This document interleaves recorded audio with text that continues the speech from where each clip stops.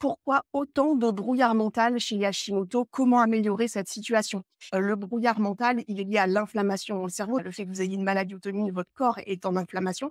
Quand on a la maladie de Hashimoto, souvent, on a des attaques auto-immunes d'autres, organes et c'est pas forcément des maladies, visibles, hein, connues.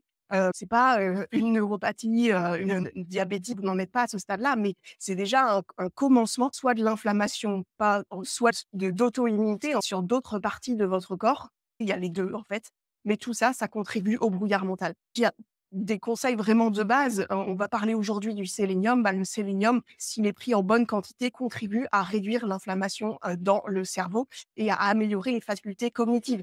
La vitamine D, on va en parler aussi, ça contribue, quand c'est pris à la bonne dose, à diminuer, le brouillard mental. On pourrait parler d'oméga 3, on pourrait parler de différents types d'antioxydants, de butyrate et cetera. Mais gardez en tête déjà que d'appliquer les bases, ça va contribuer à réduire votre brouillard mental. Pour déterminer les causes les plus probables de votre brouillard mental dans votre situation particulière, vous pouvez afficher l'onglet brouillard mental dans le guide Dompté Hashimoto, après bien sûr avoir rempli tous les onglets de quiz.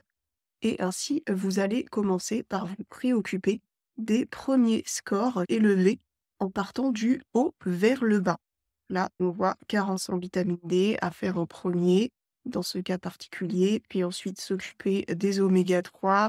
Et si je descends encore, on va voir des scores significatifs. Ici, il pourrait y avoir une carence en cuivre. Donc, vous vous occupez des choses dans l'ordre en consultant à chaque fois votre médecin pour obtenir les avis et conseils appropriés.